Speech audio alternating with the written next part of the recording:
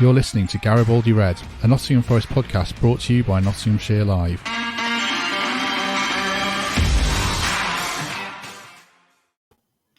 Hello, welcome to Garibaldi Red as Nottingham Forest survived the greatest siege since Steven Seagal took back the USS Missouri. Nice film reference at Brighton last night. So joining me to discuss that game and look ahead to Liverpool on Saturday is Mikey Clarke. Mikey, are you well? Morning, Matt. Yeah, I'm great, thank you. That was a very niche film reference, but a cracking film, so good way to start. It's a great film, isn't it? It's a great film. Hopefully younger viewers take time to check out the first Under Siege film, but not the second one. That's not quite as good.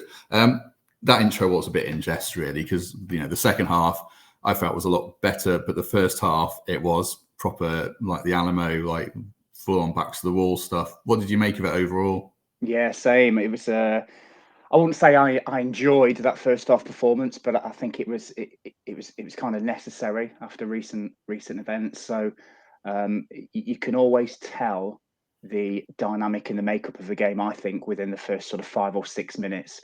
And the fact that we sort of retreated onto the edge of our box and sort of camped there was sort of indicative of what was to come in that first half. Without being too critical, I think, you're a team that's bottom of the league.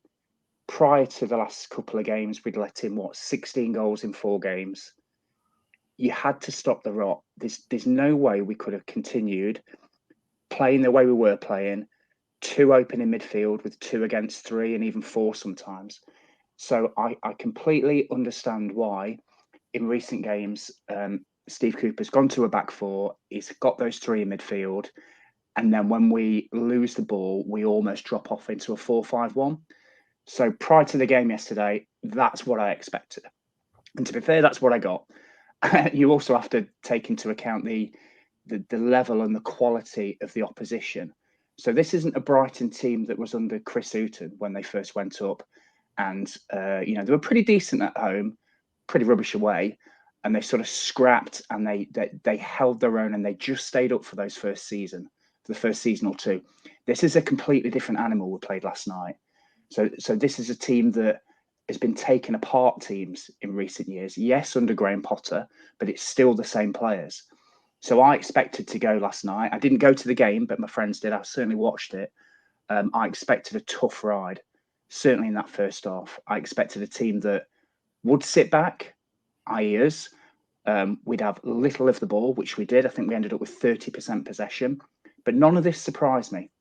And I think the thing that I took out of it, certainly that first half, is under that sort of intense pressure, a few games ago, we'd have done what we did against Fulham and Bournemouth and Leicester, which is let in a number of goals in a very short period of time. And I was pleased that didn't happen. So you get Ryan Yates chucking himself in front of everything, breaking his nose, getting kicked in the stomach. There's some tactical fouls going on all over the pitch to stop them from sort of progressing quickly. And the pragmatist in me kind of like that. So I think it was exactly what I expected. We were holding on for dear life in that first half. But like you said, Matt, and I'll be honest, I didn't feel that much that sort of siege mentality in the second half. I think we sort of grew into the game a little bit. We had more possession further up the pitch, and I'm sure we'll talk about that. And in the end, and I know maybe stats don't reflect this. If you look at the stats, 19 shots to 3. We had 1 shot. I don't think we had a shot on target, actually. We certainly had 1 corner, sort of a quarter amount of passes as they did. A neutral or somebody that didn't watch the game looking at that would suggest, well, Brighton just absolutely battered them and held on. And they did in the first half. But I thought in the second half, we were good value for it. And to be honest, that last 10 minutes, I thought we did well. We went to a back 5. We sort of squeezed them in our central midfield area. And I think we were, choose my words carefully, I'd say worthy of the point. Certainly we battled hard enough to take something from that game. And you have to start somewhere. Like I said, you can't keep shipping in all these goals. So it was a tough watch, but a point that we might look back later in the season and say, what a crucial point that was. Was it a turning point of the season? Who knows? But if you would have offered me a point before the game, Matt, I would have bit your hand off. Yeah, I suppose for me, the first half and the second half show the 2 ways of going about that kind of performance. And the first half for me was probably the way you don't go about it. You're very timid, you're very deep, you look panicked, and you just kind of lucky to get to 0-0. And then the second half, I thought was much better, as you say. They got up the pitch a bit more. They got about them a bit more. They got men in the box a little bit more. There was that bit where Yates crossed it and there was 4 in the box. And I thought they looked a better side. And if the whole match had been like those 90 minutes, then I think we'd be really upbeat about it. And I think we have to take the positives of that second half for me. The first half was a bit alarming, but got through it and then played a lot better in the second half. And I want to talk about Ryan Yates because I thought he typified how you go about that kind of performance. The way he led from the front, obviously put his body on the line, literally getting kicked here, there, and everywhere. I mean, he's got his detractors, but he typifies what that kind of performance is, doesn't he? He does indeed. I didn't think he was great. In fact, I didn't think any of them were particularly good in the first half. You know, we kept trying to progress from very deep inside our half, kept giving the ball away. I understand the ethos of how we're trying to play. But sometimes, like I said to you before we started this, sometimes you just have to whack it down the channel and, you know, stop giving the ball away in dangerous areas. And Yatesy was as guilty as that as anyone. However, that second half, I think he really upped his game. Him and a few others. Scott McKenna's another one that I thought added that extra 10-15%. There were at least 2 or 3 times during that last 20 minutes where they had shots from the edge of the box and it was Ryan Yates chucking himself in front to stop him. One with his stomach, one with his knees. Like you said, Matt, he got kicked in the face. He also got kicked in the stomach as well. And he must be really hurting this morning. Yeah, he was a bit low. He must be really hurting this morning. But like you said, Matt, he did typify the grit and determination that we showed to try and get something out of that game. And let's be honest, everybody who listens or watches this or watches Forest knows he's not the best player we've ever had. But do you know what? I take the amount of effort and, like I said, determination that he puts in over somebody that maybe has more talent but doesn't necessarily, you know, give what Ryan Yates gives. And there's a reason why, and we've said this before, not even Steve Cooper, there's a reason why the managers at Forest seem to pick him, and it's because of what we saw in that last 20 minutes. I think he got man of the match, didn't he, Yatesy? I think he did on Amazon, yeah. Yeah, and I'm not surprised. For me, it was either him or Scott McKenna. I thought was excellent as well. Or obviously the goalkeeper, he made 7 saves, so you know he's obviously going to be very busy. But I think those 3, the spine of the team, got something out of that game. And like I said, it could be a really big point. There's 2 parts of the team I wanted to talk to you about. I mean, we might as well do midfield now. I think Yates, a few people said to me in my mentions on Twitter that he can't control a game, he's rubbish, blah, blah, blah, etc. And I agree, he can't control a game. I don't think he's rubbish at all. I think he does a good role for the team. So in a 3, I think he has a good value because he can break up the play and then he can let others get on the ball. And I think perhaps that's what we need to see now. I'm still waiting to see a bit more from Freuler, I must admit. And I thought Mangala came in and looked rusty, but you could see that promise that he's a good player, but he hasn't played for a while. I think there's a trio there, but I think O'Brien, for me, has been better than Freuler. Do we need to see Freuler step up now? And because he had a really good game against Liverpool in Champions League, from what I've heard from Darren Fletcher, who's raving against him for Atalanta last season. And now is the time we need to see him grab a game by the scruff of the neck, tactics allowing. I know there's difficulties around that as a midfielder, isn't there? Yeah, there is. And I think that's a good point, Matt. I think what I saw last night is Freuler's about 10 yards deeper than those other 2 when we don't have the ball. And I was keeping a close eye on this as well because I'm not sure I expected that. So if that's the way they're going to set up, and I think you make a great point about having the 3 in central midfield, you know, where we've lost previous games, I hope people listening and watching this a bit later kind of agree with me, is when you lose control of that midfield for 10, 15 minutes, you don't get it back. The ball and the control of the game. And it's wave after wave after wave. And eventually with teams with that quality, they're going to break you down. And unfortunately, when you've lost a few games on the bounce and you've got a bit of a fragile confidence level, 1 becomes 2, becomes 3. So the fact we've now gone 3 central midfielders allows exactly what you said to happen, Matt. So Yatesy doesn't necessarily need to control a game. He's got more than 1 person next to him. So for him, Yates's role could be about what he did yesterday, breaking the game up, sticking in tackles, trying to get us up the pitch, trying to win the ball back, knowing that he's got Freuler 10 yards behind him, sat in front of that back four to mop up, or back five, whatever you want to play, and Mangala to kind of do the box to box, which I think he will once he gets a bit of sort of fitness and sharpness in him. I think he's a really, really good player. So I think the three of them together, or a three, so whether you put Lewis O'Brien in, we probably need to talk about him because I don't know where he's disappeared to. I think he's ill, isn't he? Ill or injured, yeah.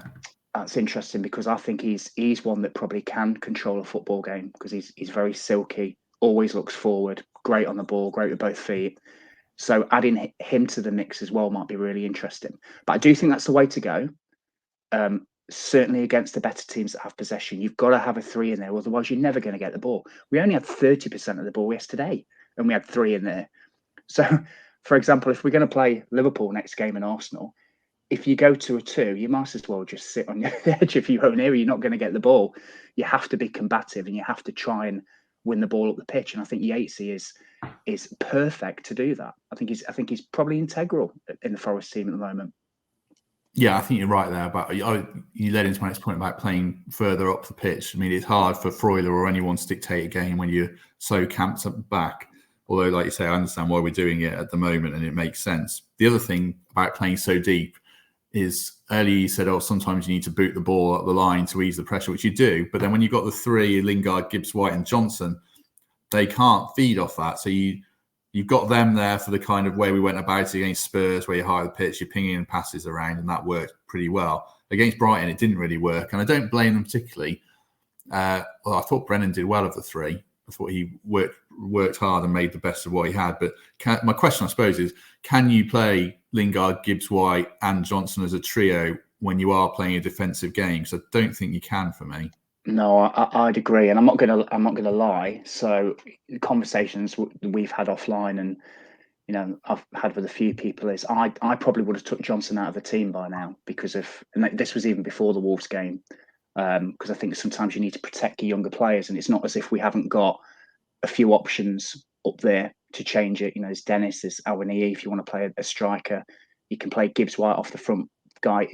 It's not like it was last season where it was basically Brennan feeding Keenan Davis, and that was it with Surridge off the bench. Or forgot Surridge, there's another one. So we do have options there. However, I have to say last night, I thought he was really good. He played Brennan in that role up top. He ran the channels well. Holding the ball up is not really his game.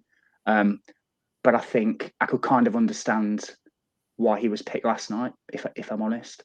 In answer to your question, Matt, I don't particularly like those three up front because at this point in our evolution in the Premier League, we are still finding our feet as a team and as a club and as a management team and as a off the pitch structure. We're just trying to understand what it takes to survive and be competitive on all areas. And I think certainly at home, if you're trying to win a football game, you can't be that deep. So I was saying to you off camera, wasn't I, Matt? It's great when your principles, you try and play the ball out from the back. That's absolutely fine. But sometimes you just have to get the ball up front and feed off a few scraps. And when you've got three relatively, what's the word I'm looking for, maybe small, not necessarily physical players up there, it doesn't stick. So Gibbs, White, Johnson and Lingard were picking the ball up literally just inside the Brighton half last night. So, they turn, they have a look, they've got 5 or 6 men to beat. What you really want is to somehow get up the pitch and give those guys, or two of those guys, or even one of those guys, the ball in an area where they can do damage. And that is within 20, 25 yards of the goal, be that out wide or central, depending on who it is. Playing that way and defending on the edge of your own box with those three, if we do that all season, we'll get relegated. I have absolutely no doubt about that. But with that said, it is horses for courses. We probably needed to do that. I think against Liverpool, I wouldn't like to see that at all. And I think we'll go on to that in a bit, Matt, in terms of what we'd like to see. But I just think it fulfilled a need in the last game or two. But I don't think that's something that Steve Cooper will look to do going forward, because, like I said, you've got to get those guys the ball in dangerous areas. It's no good Gibbs White and Jesse Lingard picking up the ball 10 yards inside their own area, inside their own half, because they can't do any damage. You might as well play an extra midfielder or an extra defender. Got to get up the pitch. But like I said, I understand why we did it, because we were bottom of the league 12 hours ago. So it is what it is, as somebody once said. Yeah, I agree. I think I've said this before the game. For me, I think you need to play a Wanye or Surridge if you're going to go about it this way. I think you probably need to play one of them anyway. From what we've seen, a Wanye, he hasn't really done it yet, but I think that there's a player there given time, and Surridge isn't as mobile, but he's done well when he's come off the bench. So I'd like to see one of those two play. And I think Brennan, as you said, I wouldn't have had a problem if Brennan was left out of some of these games. I suppose, as I said before, I think the question is who plays instead and can they do any better? And I don't think we've seen Dennis or Lingard do any better than Brennan Johnson so far. So I think Cooper knows what he's getting from him and he keeps picking him and he'll try and play him through the bad patch, I think. But against Liverpool, I'd definitely play Brennan Johnson because they play such a high line relentlessly. That offside chart. I know they're playing a little bit deeper this season. I saw stats saying they're playing 4 or 5 yards deeper, but Brennan's the one who can spin in behind and stretch a game because we're not going to see much of the ball against Liverpool. So I would definitely play Brennan in that one. Before we go on to Liverpool, there's one question I'd written down here. How do you view the last few games? Forest should now be 3 unbeaten for me. They should have got a point at Wolves. There was the penalty, obviously, and the Yates header. I've put here, if they play like this all season, they'll go down. Like you said, I agree. They can't. This isn't a sustainable plan, but to me, it's building a platform that hopefully gets them through to the World Cup. Is that how you see it? They have to try and get to the World Cup now with 1 or 2 more wins, maybe from the next 4 games, which looks tough, and try and get to, what are they on now? 6 points. If they can get to 10 points, I don't think they'd be adrift. Is it a bitter pill we have to swallow, do you think, to the World Cup?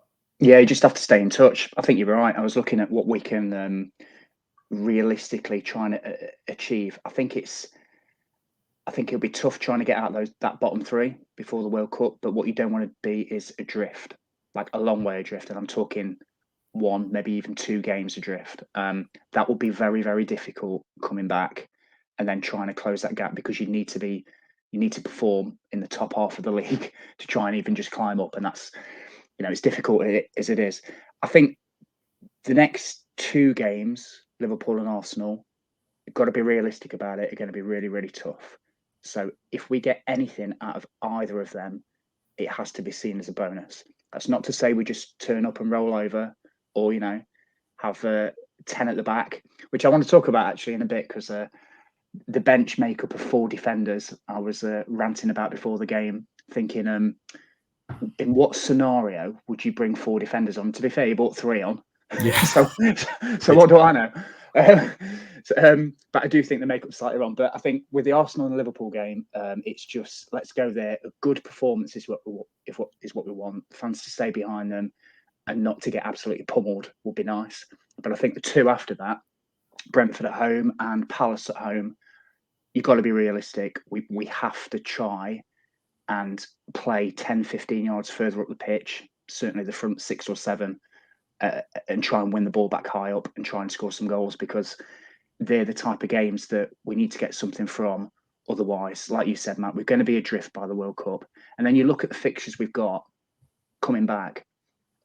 We do play those games again. So, Bournemouth and Fulham and the 2 I've just mentioned, but they're all away from home. So it's not as if we can have a bit of a siege mentality at home, go into those last 10, 12 games thinking 3 wins will keep us up. It's a lot of away fixtures. So I do think you need to target those 2 games, but you can't switch it on and off like a tap. So if we get beat heavily by Liverpool and 20% possession against Arsenal and get rolled over, to then expect the guys to turn up and get 4 to 6 points against those 2 teams is going to be difficult, which is why it makes sense to me what he did last night. And it almost makes sense to me what he tried to do at Wolves, which is stay in the game, keep it tight, play to some degree the percentages, but not be as open as we were. So like I said at the start, Matt, 16 goals in 4 games. Any team's going to get relegated if you do that. We had to address the slide, and it has done. But like you said, it's not sustainable. But I do think for these next 2 games, these are free games. I'm not too sure any side we pick is going to get anything from these 2. But I do think the 2 after that are games that we really, really need to target with more advanced, forward-thinking type players in the starting 11, and maybe not 4 defenders on the bench, maybe 2. And we're recording this before Liverpool play West Ham tonight, which might change the picture if people are wondering if West Ham have gone to Anfield and won, if we're wondering why we're saying that. So we'll see. I mean, what I've written here is I'd take positive. If they play like against Spurs, against Liverpool and Arsenal, and it gives them, something to crumbs of comfort to go into the Palace and Brentford games, I think that's a positive. Although I wouldn't totally rule them out against Liverpool. Liverpool, we'll see what Liverpool might tank West Ham tonight. But I think there's going to be games, hopefully, where Forest bring a couple of surprises, and this one might be one where they can get a point and send a bit of a message to the league that they're not a joke. And hopefully, they're starting to do that in the last couple of games. They should, like I say, they should be 3 unbeaten. The bench, I just wanted to mention the bench, as you say. So the subs on the bench were Biancon, Worrell, Toffolo, who came on and off. I think he might have been injured, hopefully not. And Willy Bolly, and then Kouyate, who can play in defence. Renan Lodi's injured. Lewis O'Brien's ill. I think, Mike, it might show the unbalance of this squad, doesn't it, a little bit? We've got so many defenders that are much of a muchness. And yeah, it does. It does. Sorry, Matt, go on. No, I was going to say, and then we've got, a clutch of midfielders and a clutch of forwards who are pretty much all fit at the moment. There's a lot of defenders in this squad, isn't there? There is, yeah, you're right. And I think it's been built with playing 3 at the back in mind, hasn't it? So we've got 6, 7 centre halves. 9. Is it 9? Oh my word! I think so, yeah. Wow. So it's been built with that in mind, but obviously now we've gone to a back 4, so it looks even more unbalanced. I'm hoping that we do go back to a back 5 at some stage, because I always think we look a bit more, a bit better, a bit more solid as a back 5, but only when we have 3 in midfield. I don't want to confuse things, because I've mentioned we're letting a load of goals as a back 5. The way we ended the game yesterday is the way I would start against Liverpool personally. Don't know whether we want to skip on start now. It's up to you, Matt. But with the 5 and the 3, and then the 1 behind 1, be that Gibbs White and Johnson or whoever, I just think that makes us look a lot more solid. And then I won't moan about the amount of defenders on the bench. If we've got 5 playing and 3 on the bench, that kind of makes sense to me. But yeah, I think Temp said on Monday's episode, or it might have been perhaps one of them, but whoever it was, they were quite right, that you will see business in January. And I think it won't necessarily be targeting new players, maybe at the top end of the pitch, which is fine. I just think you'll see a rebalancing of the squad. So let's say that we do go to a back 4 as our preferred formation.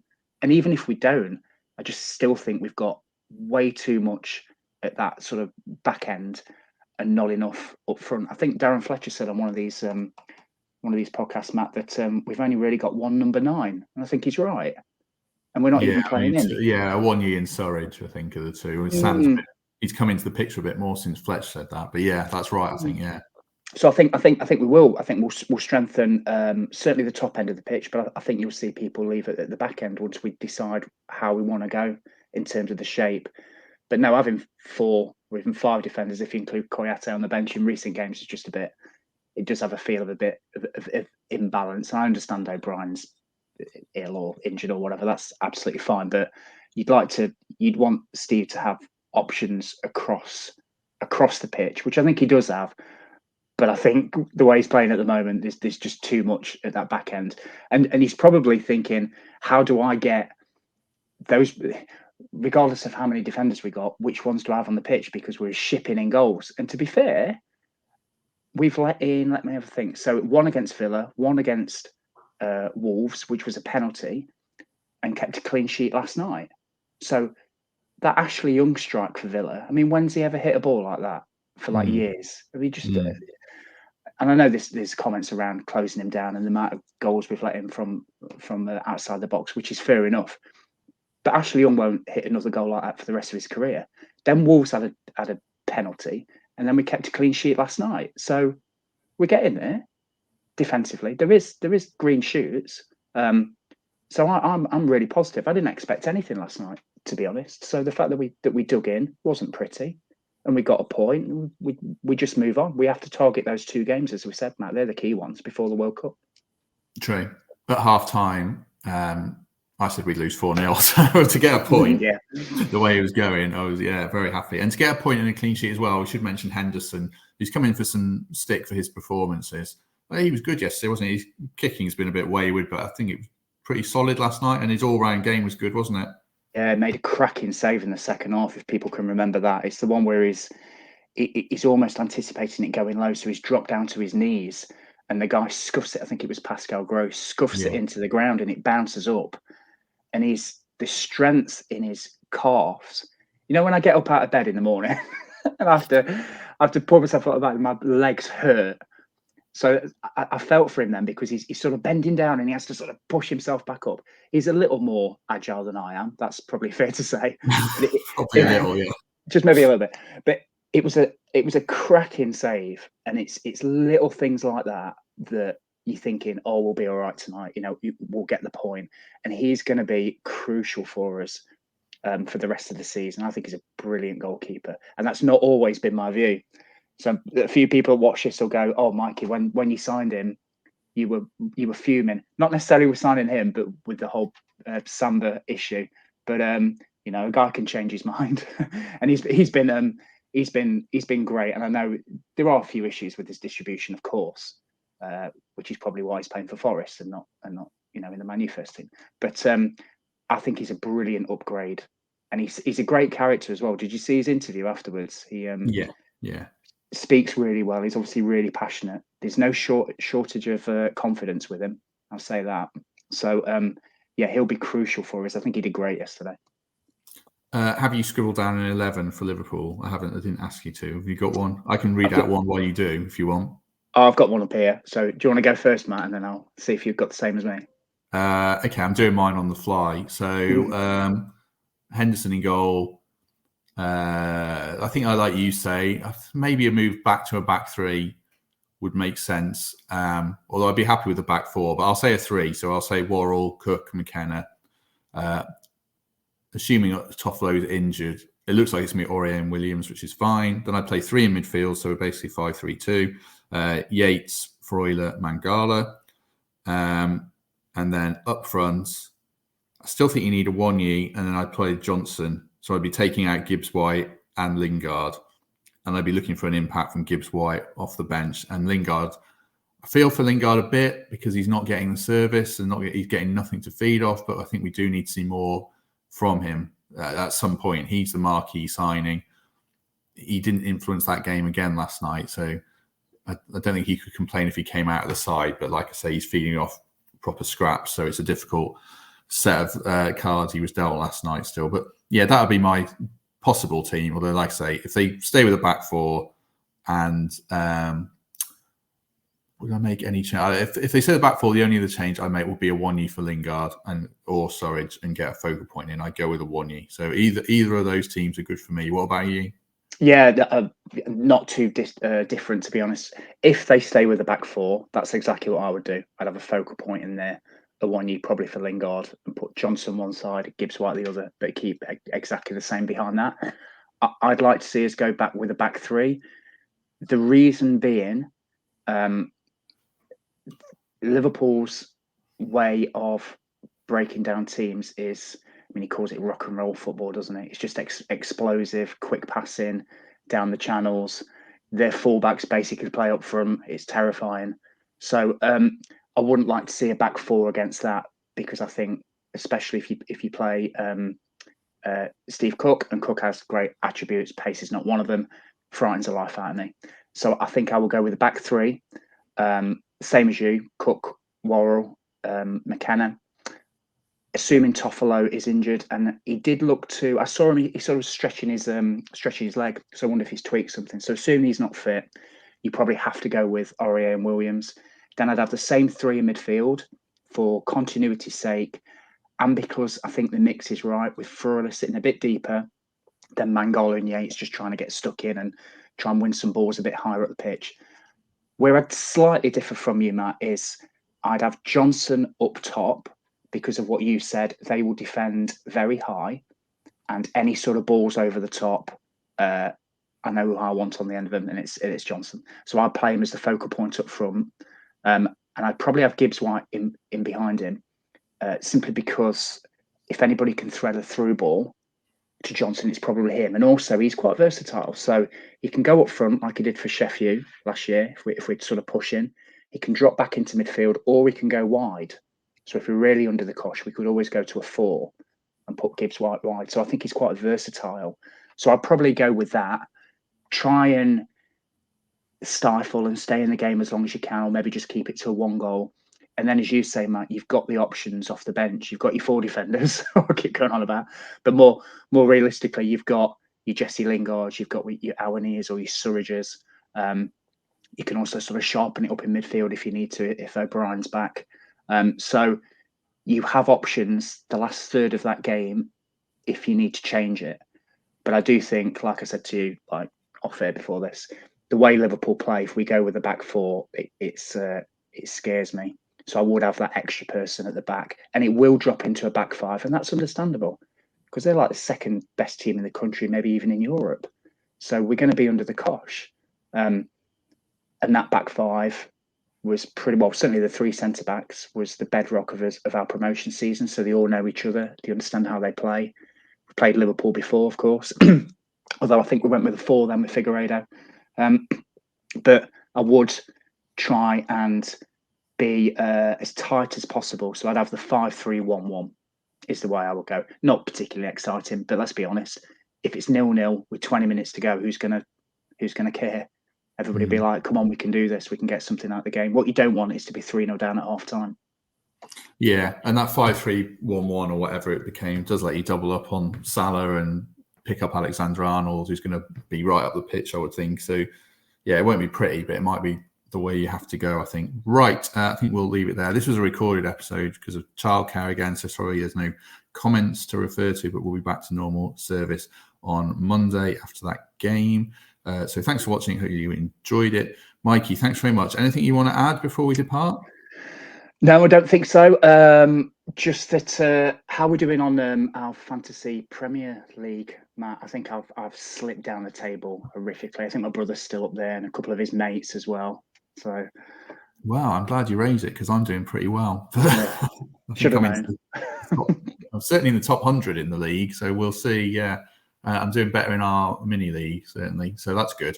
Yeah, we'll see how it goes. I'll do an update at the end of the month, a proper one. But yeah, there's lots of people in our league, so good competition. Certainly some ridiculous scores as well.